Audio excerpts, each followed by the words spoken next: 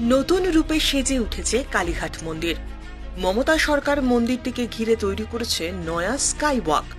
পাশাপাশি জানা গিয়েছে যে স্কাইওয়াক তৈরির কাজ শেষ হলেই মেরামত করা হবে মন্দির সংলগ্ন রাস্তাঘাট। এমতাবস্থায় জোর কদমে চলছে এই মন্দির সংস্কারের কাজ। পাশাপাশি কালীঘাট মন্দিরের 3টি চূড়াকে সোনা দিয়েও বাঁধানো হয়েছে বলে সূত্রের খবর।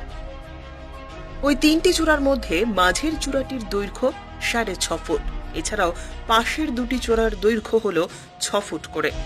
এদিকে আরও জানা গিয়েছে যে এবার মন্দির চত্বরের মধ্যেই ঢুকিয়ে দেওয়া হচ্ছে কুণ্ড পুকুরকে।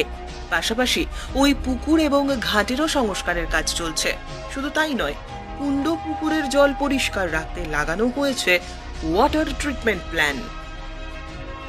এদিকে কালীঘাট মন্দিরের সংস্কারের কাজের প্রসঙ্গে মন্দির কমিটির ভাইস প্রেসিডেন্ট বাবলু হালদার জানিয়েছেন, মন্দির সংস্কারের কাজ শুরু করেছিল রাজ্য সরকার।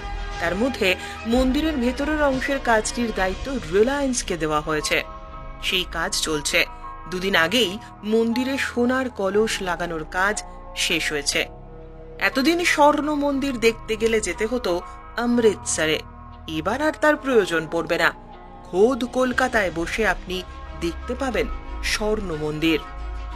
ব্যুরো রিপোর্ট, উত্তরের প্রহরী।